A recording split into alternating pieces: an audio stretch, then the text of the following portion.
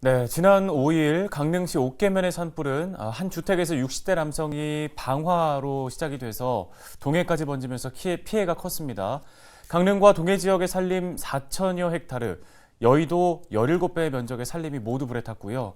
주택 70여 채 등 각종 시설물도 피해를 입었습니다. 네, 이재명은 60명에 달합니다. 피해 현장에서 직접 주민들을 만나고 온 이다혜 기자를 연결해 보겠습니다. 자, 이다혜 기자, 화재 발생 나흘이 지났는데요. 현장 상황 어떻습니까?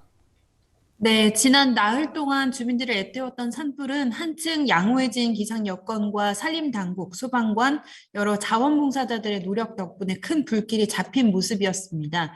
마을을 집어삼킬 듯 거셌던 불길이 잦아들자 주민들은 다시 봄을 맞아 농사일로 분주했는데요. 하지만 일부 전소된 주택 등 피해 주민들의 터전은 시간이 멈춘 듯 적막하기만 했습니다. 불이 처음 시작된 강릉시 옥계면 남양 1리의 피해 주민들은 대부분 가족이나 친척 집으로 거처를 옮겨서 마을에 계시지는 않았습니다. 이 마을에 사시던 90살 김옥자 할머니는 집이 모두 불에 타서 자녀가 사는 아파트로 가셨다가 그냥 마을회관에서 지내는 게 낫겠다며 다시 터전으로 돌아오셨다고 하는데요. 또 조상의 묘가 모두 불에 타서 둘러보러 온 가족들도 있었습니다. 증조부묘 등 2기가 피해 마을에 있어서 불이 났다는 방송 보도를 보고 마음을 졸였다고 하는데요. 산소는 물론 묘지를 둘러싼 수령 100년 이상의 소나무 6그루도 모두 불에 탔다며 안타까워했습니다. 또 지난해 6월 이 마을에 펜션을 운영하기 위해 귀촌한 가족도 화재 피해를 입었는데요. 겨울이 지나면 민박 등 손님을 받아서 영업을 시작하려고 준비 중이었는데 보일러실 등 각종 시설이 불에 타서 망연자실한 모습이었습니다. 주민들의 목소리를 직접 들어보겠습니다. 마음이 아프죠. 조상 그 묘가 이렇게 많은 피해를 입었기 때문에 마음이 많이 아픕니다. 하여튼 막 불이 저기서 오고 있으니까는 뭐 정신이 없어가지고 그때 하면 요쪽 중턱이어서 막 연기하고 불이 붙어가지고 이제 포기를 했다 이러더라고. 여기 이제 집을 마련해 주시고 남양 1, 2, 3리 전부 다 저기 일자리 같은 거 좀 마련해 주면 좋죠.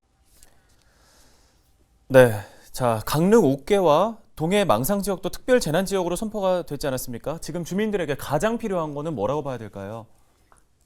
네, 피해 주민들을 위한 체계적인 지원책이 필요해 보이는데요. 일단 당장 집이 모두 불에 타서 갈 곳이 없는 주민들을 위한 임시 거처 마련이 시급합니다.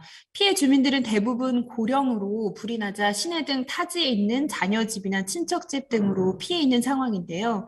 그래도 수십 년간 터전으로 지내온 마을이 더 편하고 친척 집 등에서 언제까지나 신세를 질 수는 없는 상황입니다. 마을회관 등 대피소로 쓰였던 곳에서 임시로 지내는 분들도 계시지만 코로나19 방역 등 어려움이 있어서 독립적인 거처가 필요하다는 입장입니다. 또 당장 생계가 막막한 부분인데요. 주민들의 소득원은 대부분 농업이나 임업, 특히 송이 채취라고 합니다. 이번 불로 밭이나 과실나무 또 송이산이 모두 피해를 입어서 당장 돈을 벌 길이 없다는 건데요. 과실나무나 송이산 등은 다시 원상태로 복구하려면 최소 수년에서 수십 년이 소요되는 만큼 주민들은 당장 일자리가 시급하다고 말합니다. 끝으로 또 주민들의 건강 지원도 문제인데요. 이번 불로 직간접적인 피해를 입은 주민들의 신체는 물론 정신 건강을 위한 상담, 치료 지원이 필요합니다. 게다가 주민 대부분이 산골 마을의 고령의 이재민이기 때문에 돌볼 손길이 또 부족하다는 겁니다. 현재는 마을 주민들의 자발적인 봉사로 이루어지고 있지만 보다 체계적인 대책이 필요해 보입니다. 네, 알겠습니다. 오늘 관련해서 이야기는 여기까지 듣겠습니다. 이다혜 기자였습니다.